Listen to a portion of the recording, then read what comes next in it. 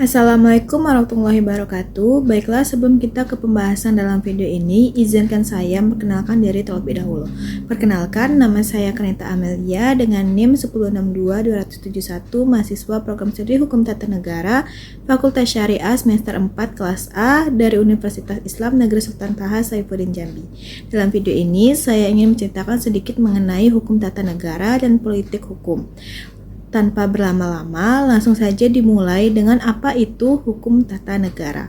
Hukum tata negara adalah cabang ilmu hukum yang pelajari prinsip dan norma hukum yang tertuang secara tertulis atau yang hidup dalam kenyataan praktek. Istilah hukum tata negara ini berasal dari 3 gabungan kata, yaitu hukum, tata, dan negara yang membahas urusan penataan negara.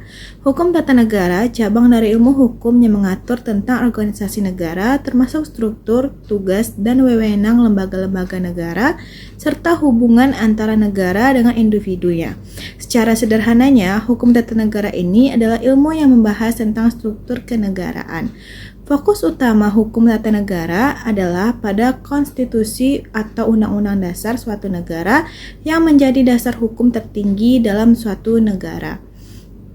Beberapa aspek penting dalam hukum tata negara ini ada beberapa, yaitu yang pertama konstitusi, kedua ada lembaga negara, ketiga hak asasi manusia, keempat pemilu dan partai politik, dan terakhir kelima otonomi daerah.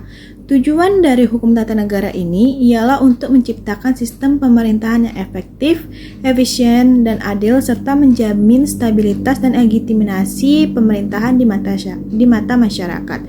Kemudian beralih ke politik hukum. Politik hukum adalah kebijakan dasar tentang hukum yang menentukan arah, bentuk, dan isi hukum dalam rangka mencapai tujuan sosial tertentu atau tujuan negara yang ditetapkan oleh pemerintah dalam rangka pembentukan, penerapan, dan penegakan hukum. Politik hukum mencerminkan orientasi dan prioritas pemerintah dalam mengatur berbagai aspek kehidupan bernegara dan bermasyarakat melalui peraturan perundang-undangan. Aspek penting dari politik hukum diantaranya: yang pertama ada pembentukan hukum, kedua penerapan hukum, ketiga penegakan hukum, kelima kebijakan hukum, dan terakhir kelima reformasi hukum.